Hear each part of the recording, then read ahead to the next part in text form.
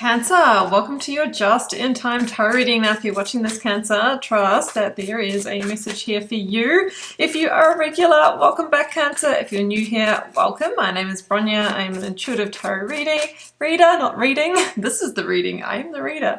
And it's really going to be a pleasure to bring through this message for you now, Cancer, just to let you know, sometimes the whole reading really hits hard like a personal reading. And whilst that is super cool, it doesn't always happen in a general collective reading.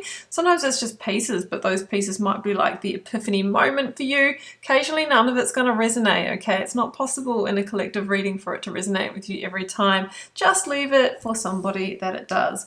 Okay, framing up with a couple of oracle cards before we hit up the full tarot, and I have got a fiery climax approaches, full moon in Aries.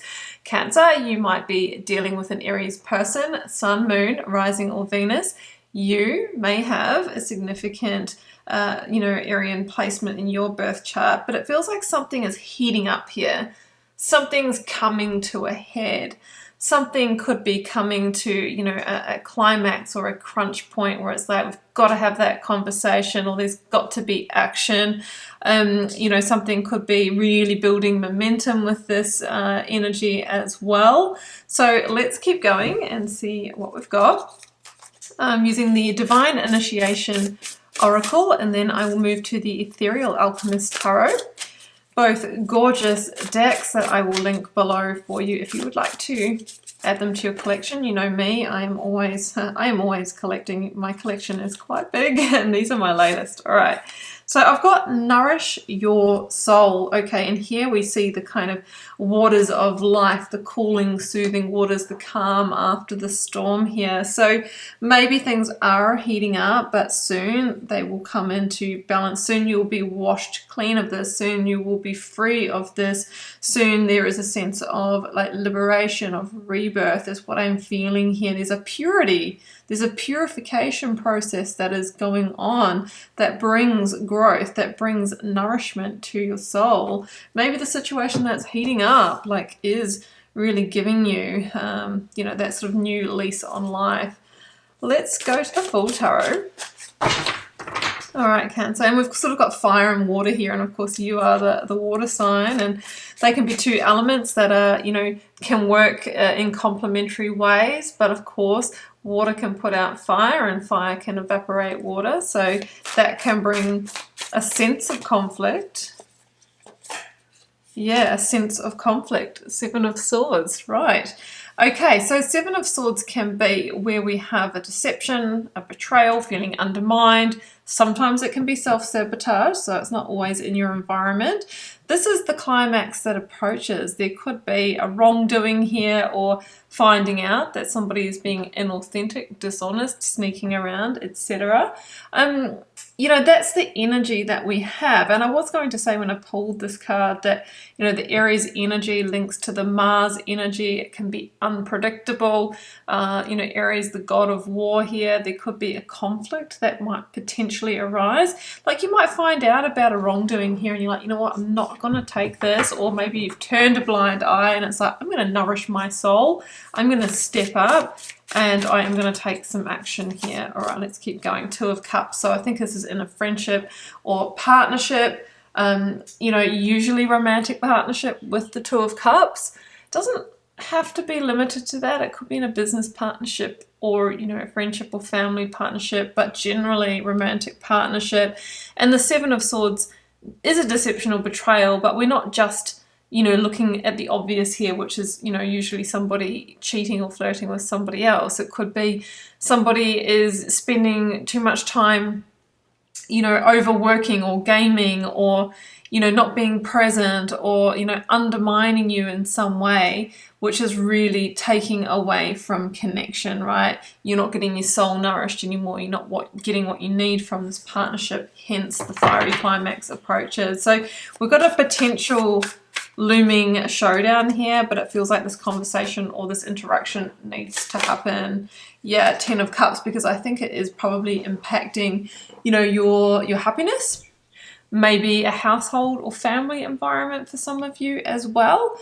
And the Ten of Cups is wanting to get back to, back to the good times, back to the Ace of Cups, an emotional new beginning here. So we've got disruption of happiness, disruption of home or family environment. We have a relationship or partnership here, some kind of deception or betrayal. A Six of Swords, and ultimately you might be thinking, like, is this the point that I transition on or not?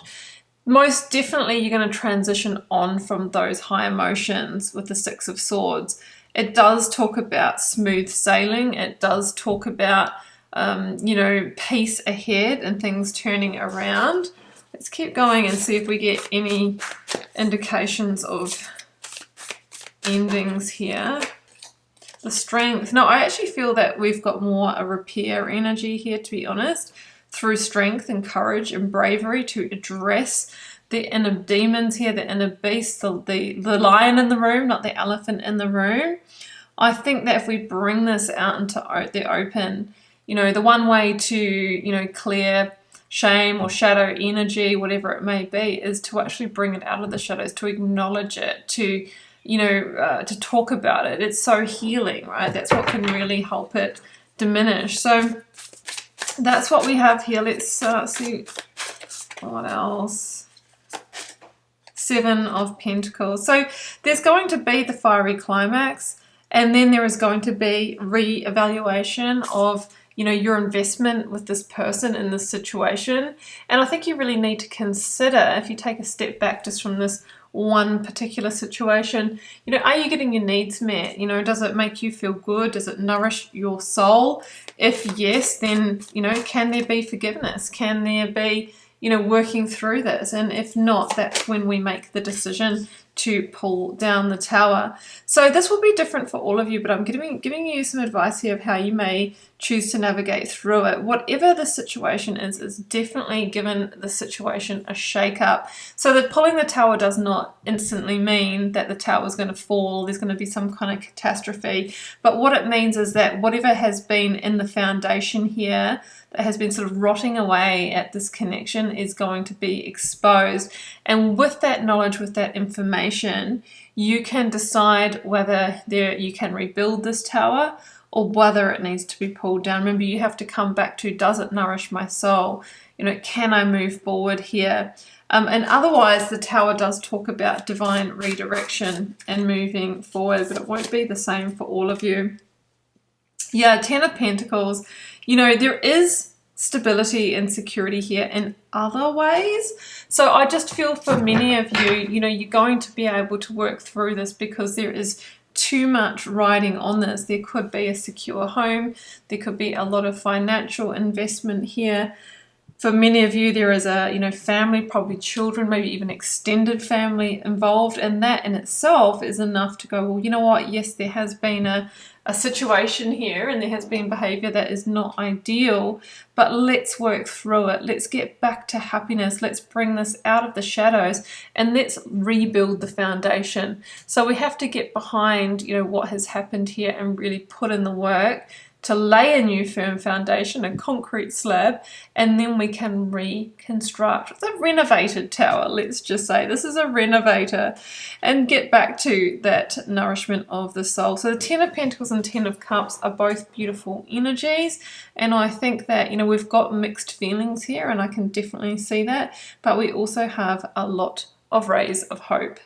So I am going to leave it there, Cancer. I hope you enjoyed this reading. If you'd like a personal reading to follow this up, the first link down below will pop you over to my website and you can check those out. I'll also link you to my Instagram and TikTok accounts. I am very active and interactive on both of those platforms. There's a free Learn Tarot Quick Guide as well if you'd like to get started interpreting the cards, and my 2 paid courses. I have an Introduction to Intuitive Tarot and my full foundational course. So I'll let you review all of that. I'm sending you love and magic. Bye for now.